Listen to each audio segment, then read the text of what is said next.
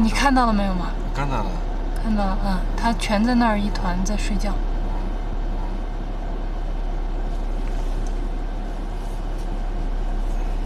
好了。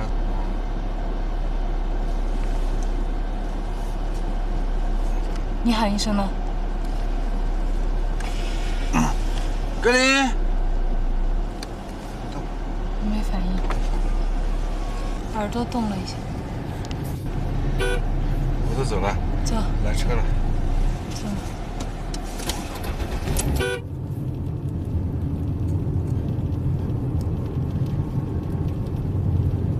2013年2月8日，我们收到来自网友的消息，说格林被抓了，拴在县城边上在卖。我们连夜就赶回了若尔盖，但是深夜看不清楚，我们打算第二天再去看看。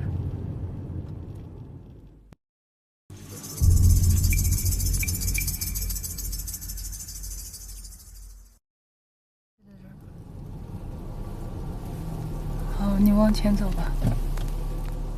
狼就拴在这个位置。好了好了。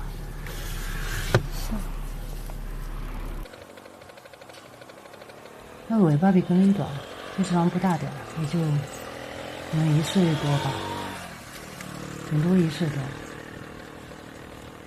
眼睛颜色要深一些。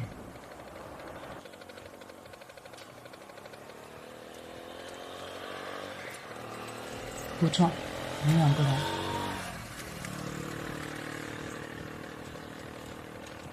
你把那块饼干拿的，那块，小心点。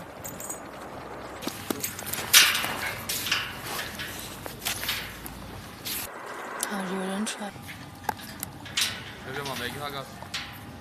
啊，买的啊，买的好，我给身上带掉。带这个卖卖不卖嘛？卖给你们。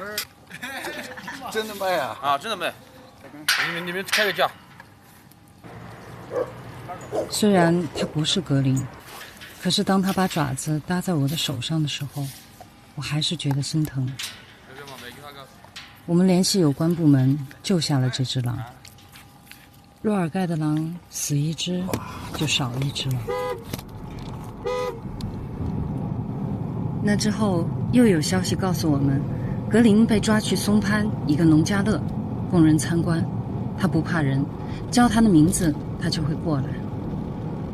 我们开车100多公里，终于在那个农家乐找到了格林。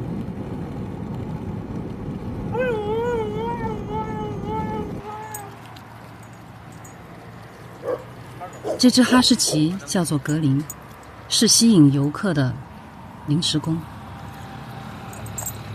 打扰了。我们的东奔西跑让扎西很欢乐。他说：“你们为什么老觉得他会被抓呢？那家伙鬼精鬼精的，我认识他那么多年了，都把他叫不过来，拍他扭头就跑，很警惕。”啊，看到了，看到了，就是他！哎，格林，过来，格林，格林，格林，格林，格林，格林。哇！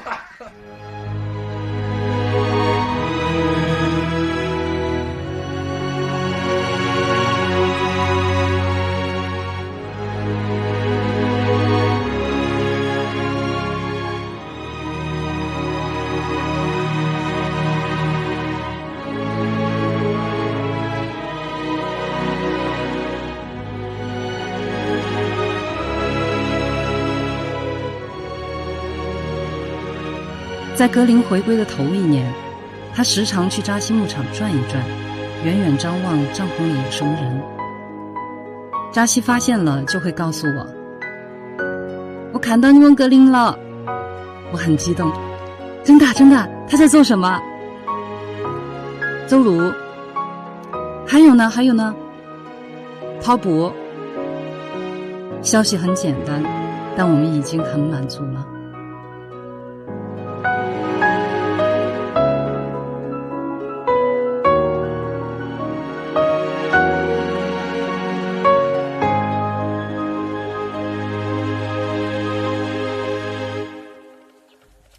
2013年初，我们打算常驻草原，拍摄这儿的野生动物，守护消失中的狼群。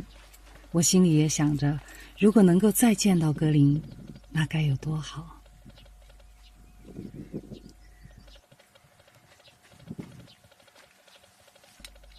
我们把小屋子重新修缮了，因为我们还是打算住在格林熟悉的老地方。小屋又重新燃起了人烟。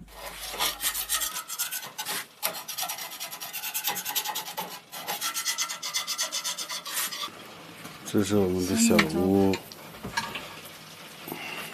这就是我们的早餐。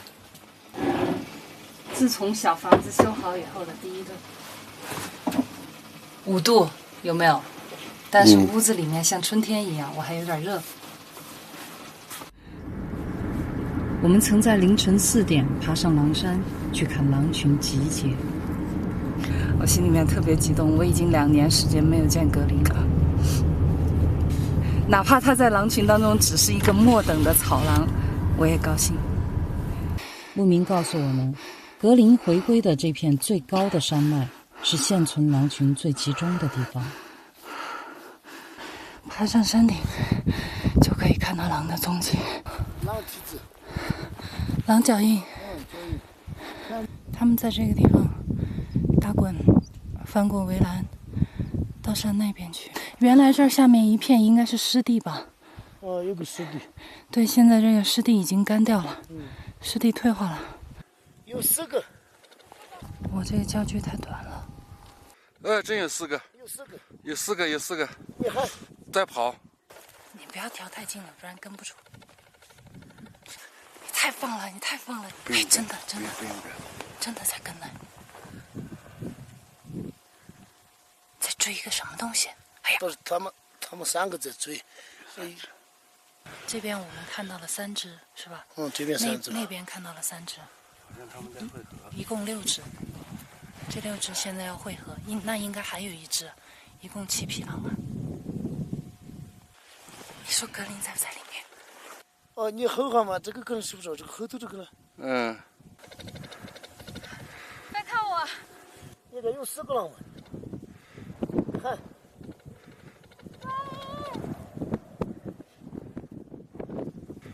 看。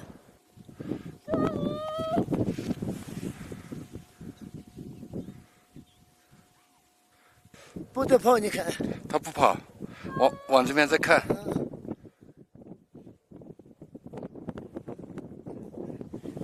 不哭。他就激动了。激动了。昨天晚上都听得很高兴。我能看到他们了。他们在那个看你坐起的地方，你这地头。我看得到他们。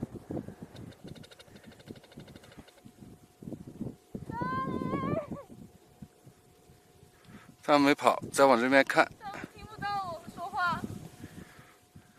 有反应，他们再往这边看。太远了。格林。格林。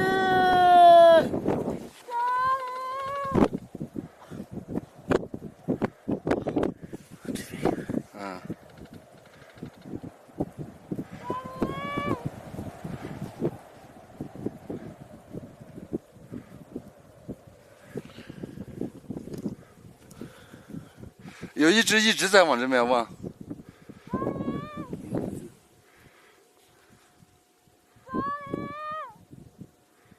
不到的，太远了。好了，不喊了，它越走越远了。但是有一只明显的是在往这边回头。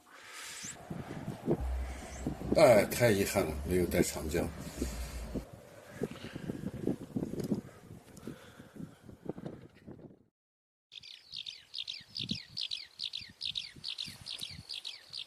刚回到小屋那几天，我总感觉有一双眼睛在注视我们，时隐时现。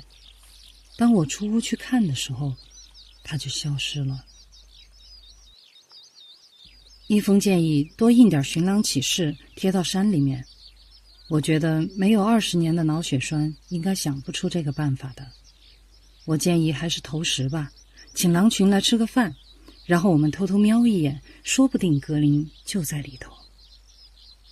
牧民有死了的牛羊，我们就把它买下来，然后把这些牛羊拖到狼山脚下，离咱们的小屋大概就100-200米远的地方，我们架上长焦就能看到。一想想，可能就快见到格林了，还是挺兴奋的。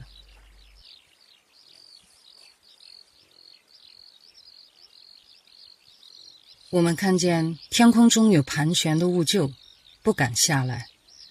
对面狼山脚下也有很多的雾鹫，就停在那儿，远远地望着死羊伸脖子，也不敢过来，离人的房子太近了。中国的野生动物是最怕人的。我把羊又拖远了一点，拖到了大概500米之外。当人走开了以后，雾鹫一拥而上。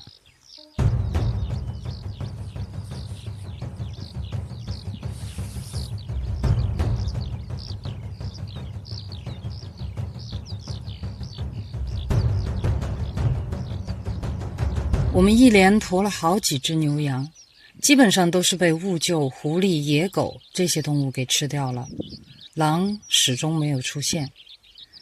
但我们当时心里还是有一线希望的，就觉得雾鹫跟狼是秤不离砣的。雾鹫都来了，狼还会远吗？后来有一天，有一个牧民给我打电话，他说我有一匹马死了，就在那个草场上，我没动它，也扛不动。就是肚子胀气嘛。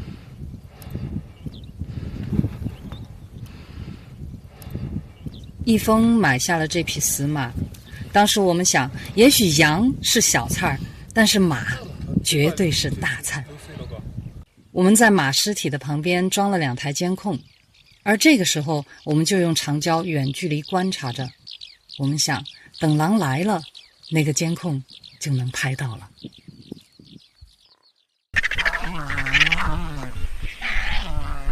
但是这个马皮太厚了，雾鹫下不了嘴。有的雾鹫就往后山飞过去。不多久，居然被他们招来了一个包打开。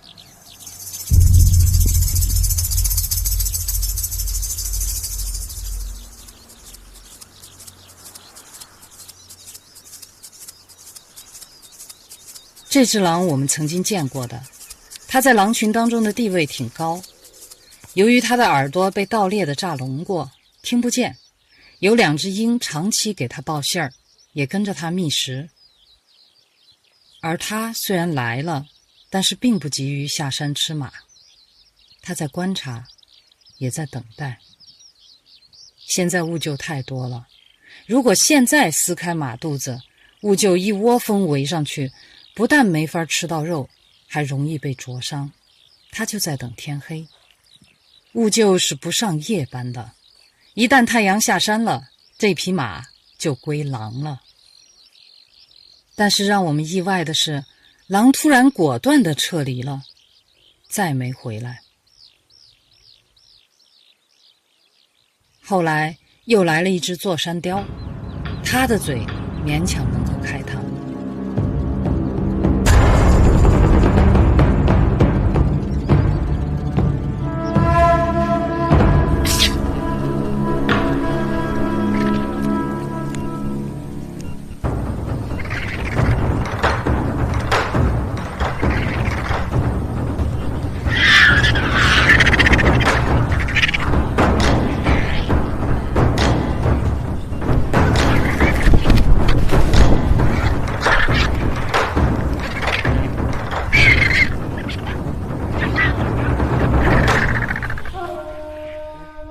一匹马半个小时就被吃光了。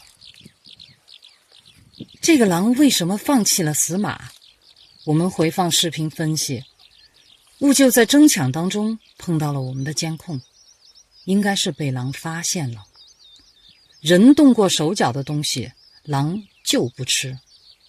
看来狼比人更注重食品安全问题。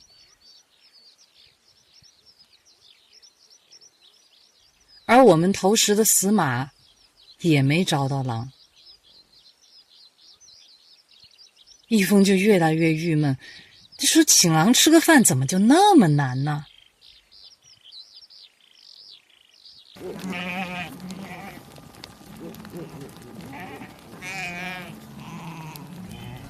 开春儿，公羊跟公羊之间为了争夺配偶，他们会打，相互顶。扎西扛来了一只垂死的羊，说是前几天顶架中了九阳神功，腿和肋骨都断了，活不成了，干脆宰了炖一锅，尝尝我们的手艺。一凤，你会不会宰羊？我去。好，就你去。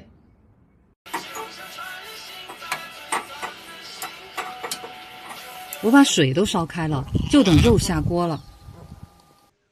却听见羊还在屋子外面叫唤。我出屋一看，一峰拿着碘酒绷带在替羊包扎。你这干嘛呢？你这包木乃伊啊？你这碘酒哪儿易得活吗？别让他遭罪了，赶紧，我那儿等着肉下锅呢，别痛快点。手扒肉是吃不成了，扎西饿着肚子走了。好在当天下午，羊主动去世了。我剥了羊皮，晾在小屋前20多米远的地方，炖了一大锅羊肉汤，开车去扎西家一起吃晚饭。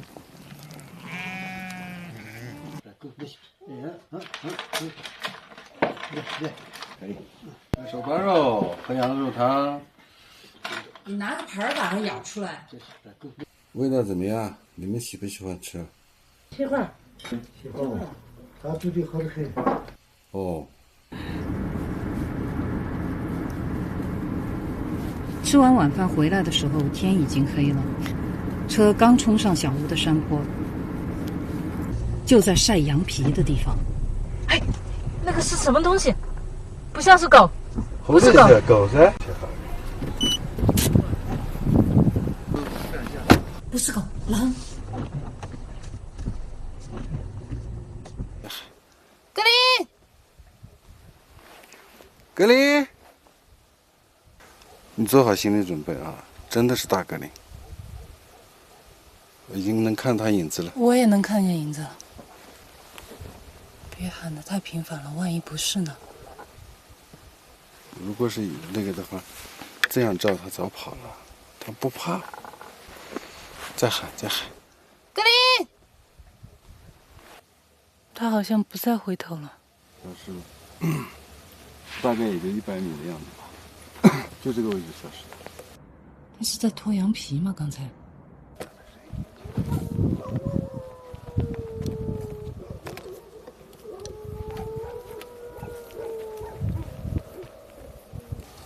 狼嚎是不是？有点像。掉头，请在适当位置掉头。你已经到家了，你想掉头去哪儿？心虚啊？我看一下。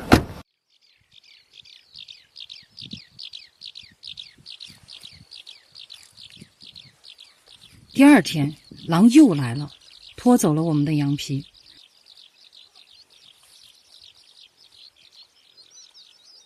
我跟狼匆忙打了个照面，它是只母狼。既然它不是格林，我也就没追了。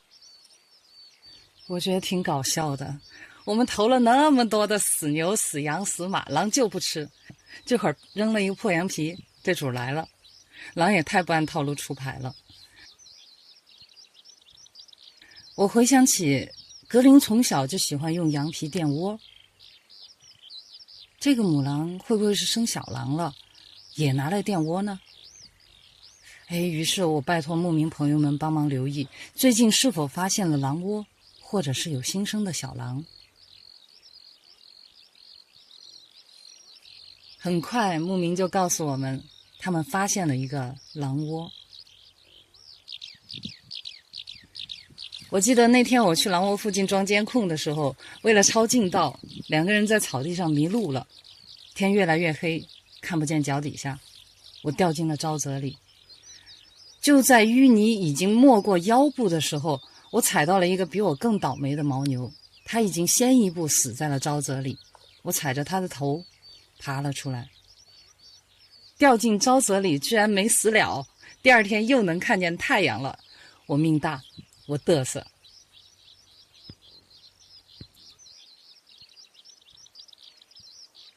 然而我们费了牛劲去观察到的这个平原洞穴却并不是狼窝，应该就是那一窝的狐狸，小狐狸出窝了。正有点小失望的时候，牧民告诉我，有一只狼披着羊皮混入巴老头的牧场中，把一只羊给吃了。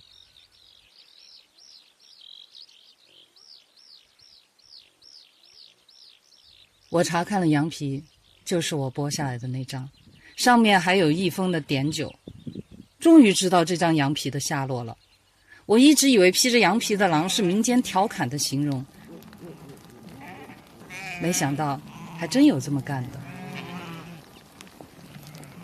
话说回来，巴老头家有些羊本身就像披着羊皮，也是挺给狼出主意的长相。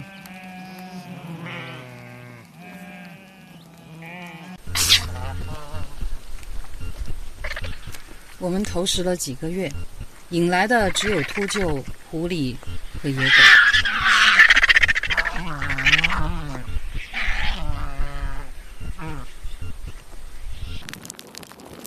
有一只狗吃了肉，对我们倒是越来越亲近。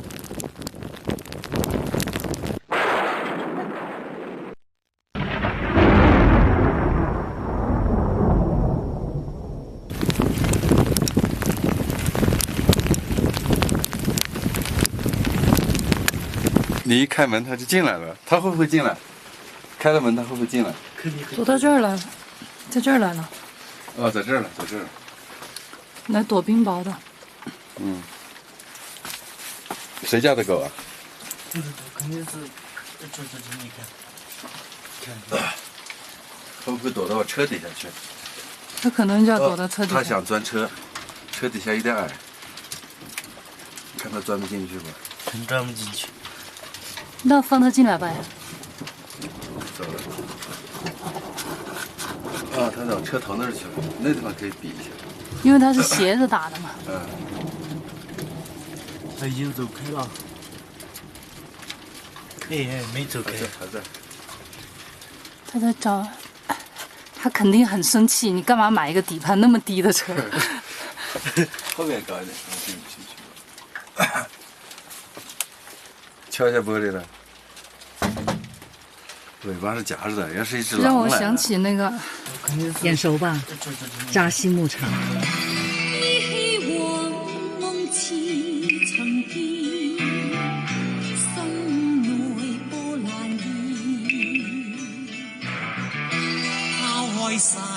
世事斷愁怨，相伴到天邊，逐草冷四方沙漠蒼蒼，那句說相撲面。跳片儿了。格林小时候的玩伴，乔默。过来。他好像听不懂汉语。Chamo Castle Castle Chamo Chamo Chamo Chamo Chamo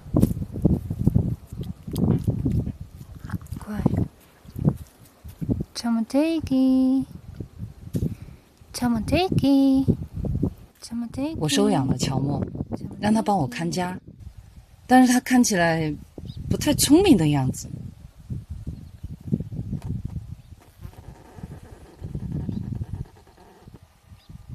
流浪狗都能活着，还能找到我们，那格林呢？格林在哪儿啊？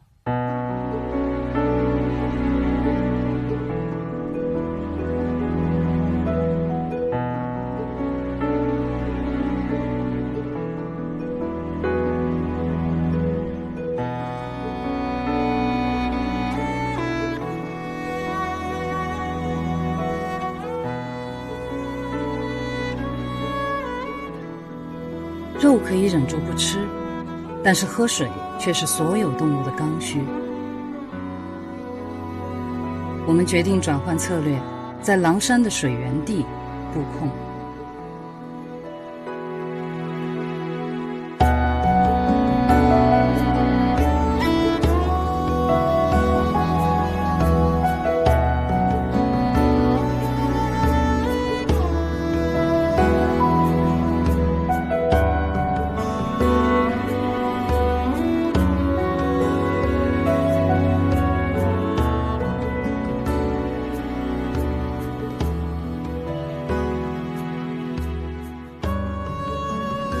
水源布控也没有拍到狼，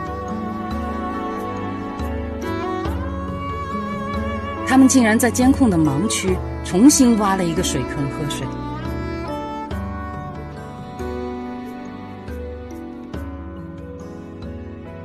水坑边有狼爪印，还有一个奇怪的压痕。这个印子肯定不是鞋印儿，如果是脚印，周边都会有。后来经我们比对，这是一个矿泉水瓶子的压痕。狼来过，除了爪印，什么影像也没留下。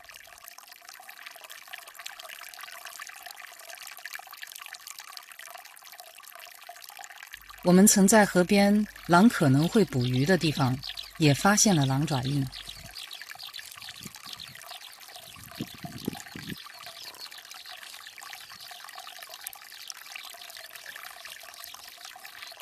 其中还有格林的标志性爪印。这是它新鲜爪印，这3个都是那种爪子勾的那个痕迹的。这个前面没有爪子勾的，1、2、3、4，这4个都是。于是我们发了狠，在这个河段200米区域内装了6个监控，做了掩体。其中5个在廊道上，向着不同的方向。他到河岸边去旋了一转，然后在那个地方拱起来的地方翻过围栏，在那个旱塔的土丘上旋了一转，然后从这儿下来，就沿着这条绕过来这条线，笔直的线上去了。看这还有一条路。对。哦，然后从这消失了。这条路是往那边倒的草嘛，就是往那边走的。然后他在那儿旋了一转，又从这儿绕回来，然后草往这方倒，他是往那方走。临走时，我脑子一抽，总感觉狼会从这个地方上下坡。这是往上八抓的痕迹，最后一步往上跳。这是一个落脚点。这儿也有八爪的痕迹，顺着这儿爬上去。下面是河岸。于是我在对着这个斜坡的河道里一块突出的沙堆上装了最后一个监控。结果这狼跳下河滩，贴着河堤走，成功地躲过了5个监控。而最后这个监控因为河面涨水以后把人的味道都冲走了，这是贝狼唯一疏忽的镜头。让我们来看看这家伙是怎么躲监控的。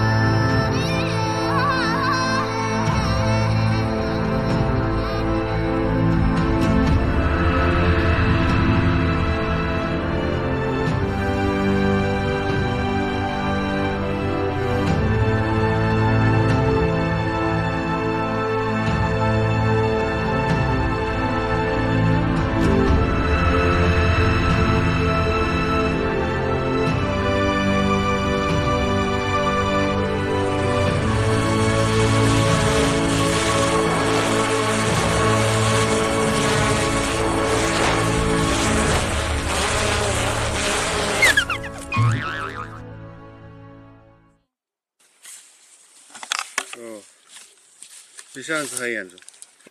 基本报废。是气流，气流把它往下打了。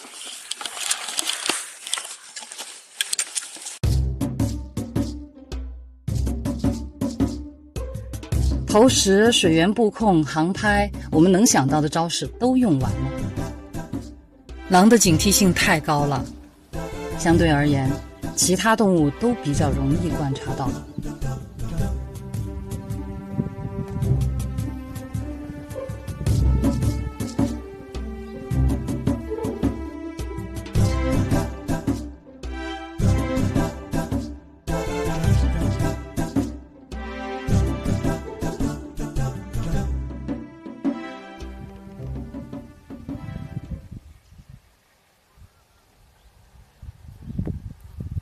几个月来，各种偷窥方法都被狼秒杀了之后，我们消停下来了。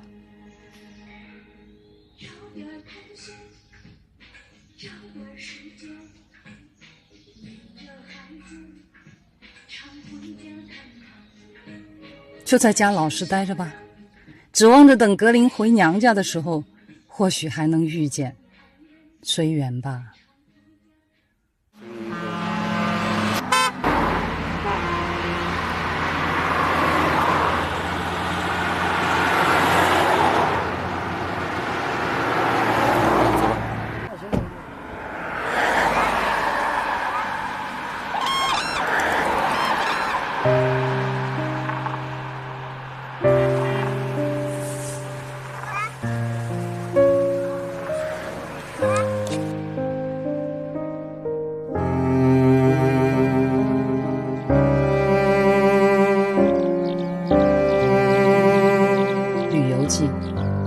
草原上的人越来越多，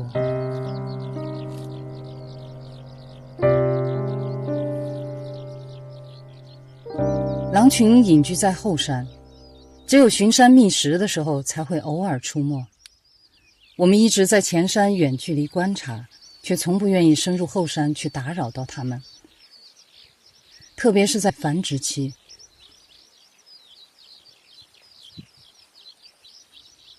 但是保护区的人员告诉我们一个消息，有盗猎的偷偷进山了，山里发现不少捕兽陷阱，狐狸洞被盗猎了，狐狸妈妈被毒杀，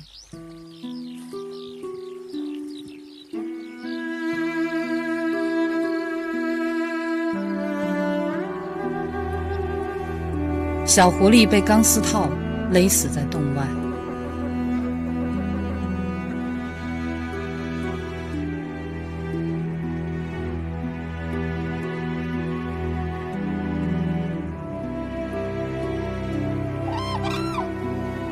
同时，我们一直在观察的黑颈鹤，它们正在孵的蛋被人拿了。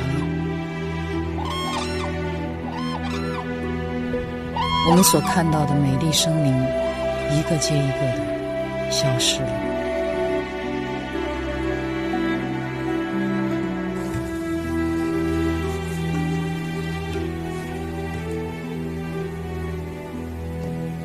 我坐不住了，巡山拆捕兽夹，这是我们每天必做的事儿，包括后山。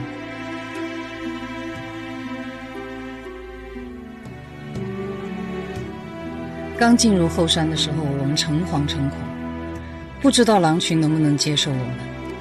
我们尽量轻装简行，至少方便逃跑。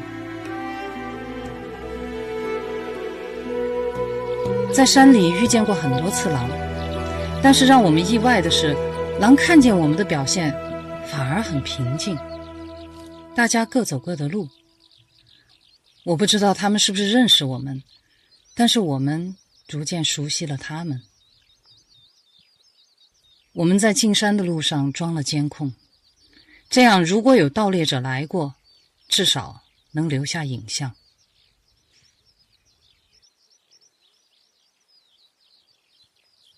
终于发现了正宗的狼洞。狼洞并不像通常人们想象的那么阴森可怕，虽然附近会有一些他们的生活垃圾，但并不影响它的好景。背山面水的地段，沙土的观景平台，高层视野，私家花园，翻身可见绿，出门可踏青。虽然不知道洞里面是套几，但知道它房间少，门多，不要钱。有小狼转移，旁边还有一个逃生洞。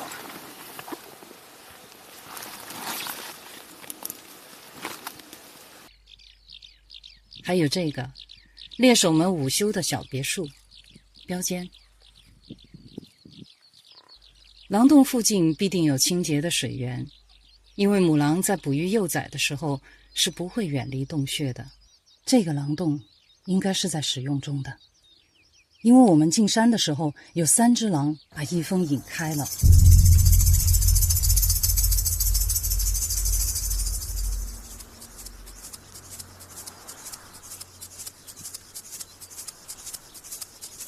我察觉异样，循着反方向去找，才发现了它。不知道格林会不会在这一带出没。我们把剩下的监控留在了狼洞附近，趁着狼群还没回来，赶紧撤离。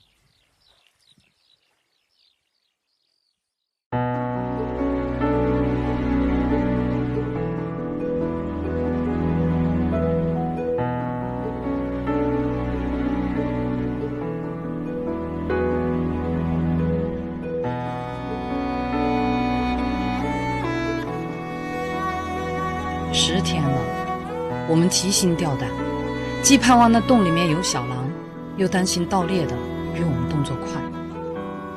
我们能发现狼洞，盗猎的也能。这是狼最脆弱的时期，最怕的就是被掏窝。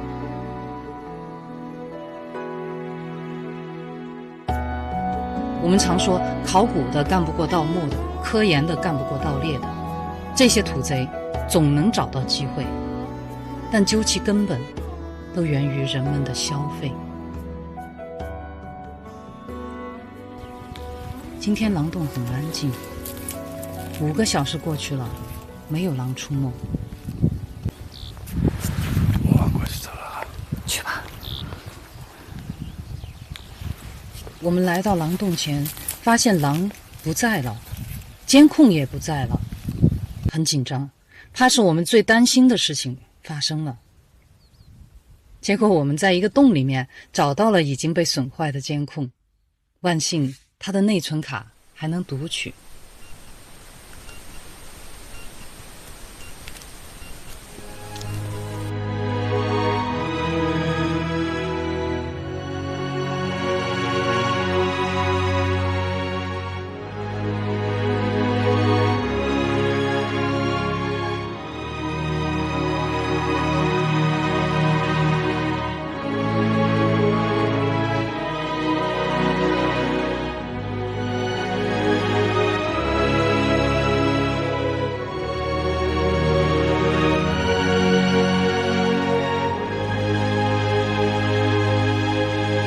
终于看到小狼了。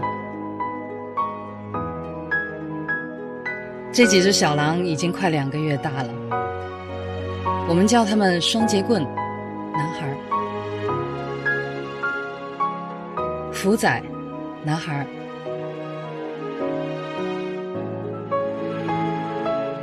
飞毛腿妹妹，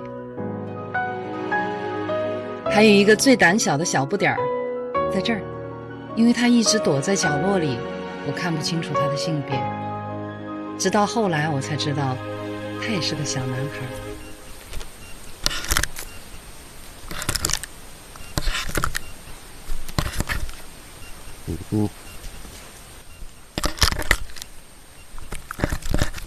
原来我们的监控是被小家伙们破坏的。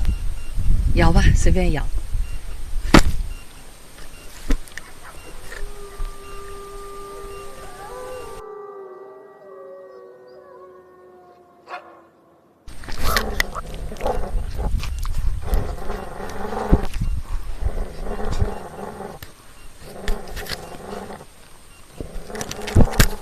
而母狼回家后，则把它扔进了洞里。似乎他并不喜欢孩子们玩人类的东西。他带着小狼挪窝了。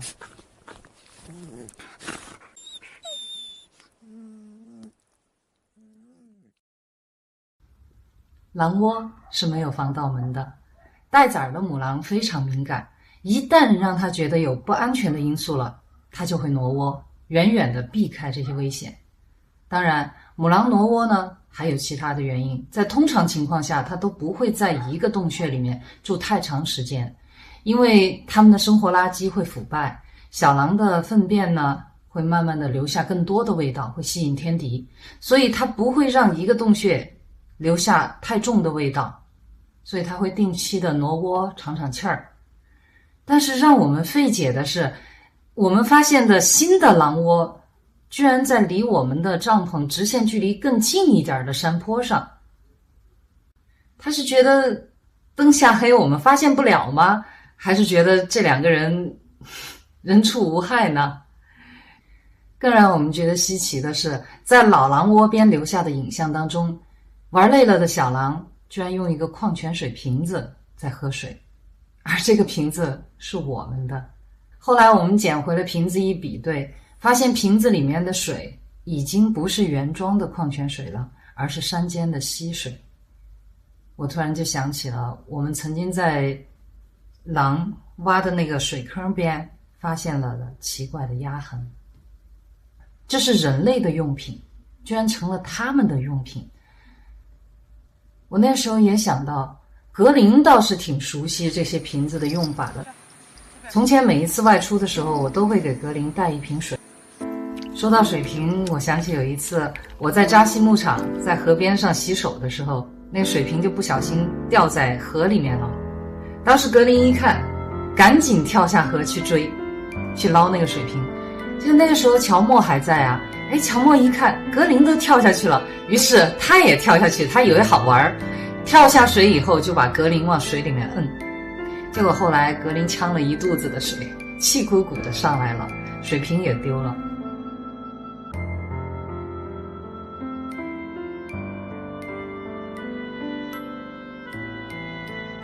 再到后来，格林经常到那个河边去转悠转悠，刻舟求剑一样。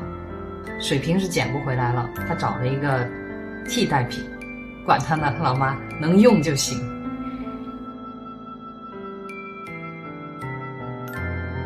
到了冬天的时候，这家伙还跟我叼回一个保温水壶，兴高采烈的带回来。然后我一看他身上屁股上还贴着一个标签，上面写着绿色食品。我说这家伙又跑到人类的垃圾堆那儿去找东西去了，远离人类。所以如果说叼水瓶喂小狼这个事儿是格林干的，我可能就不会觉得那么意外了。尽管辣妈并不喜欢人类的监控，但是这些监控还是起到了它的作用。在我们去唐克拍摄期间，狼山上没有了人的守护，盗猎者终究还是找到了机会，把狼窝给掏了。他们抓走了3只小狼，双截棍、福仔和小不点儿。飞毛腿跑得快，他侥幸逃脱了。我们根据监控的影像和牧民一块儿找到盗猎者，要回了其中2只小狼，福仔和小不点儿。而双截棍据说是送人了，不知去向。在老狼洞前留下的小狼们的影像，也成了唯一的一张4只小狼都齐全的影像。最后小狼们的命运又将如何？我们下集再讲。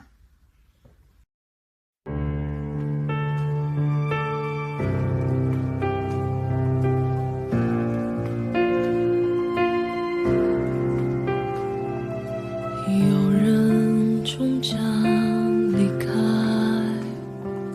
雪花终将覆盖，遇见的那刻也是分离的开始，日暮会迎来散场，昙花会终将绽放，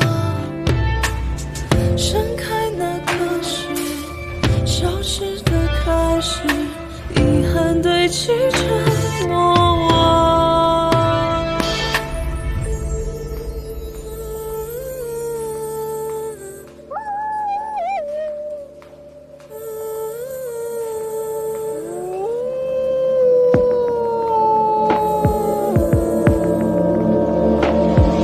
深夜会有声音吗？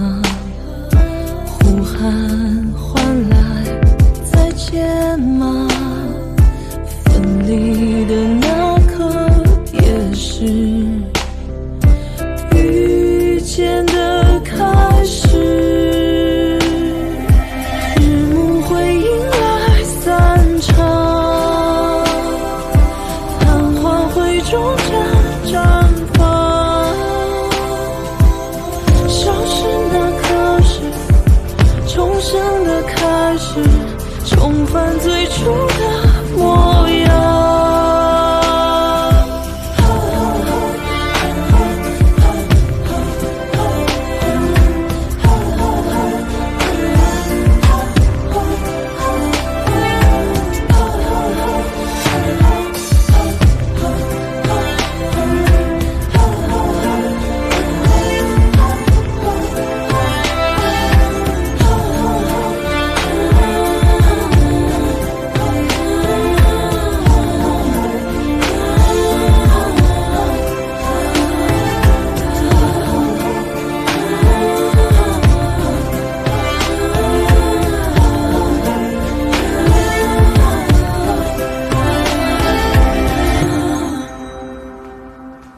有人终将离开，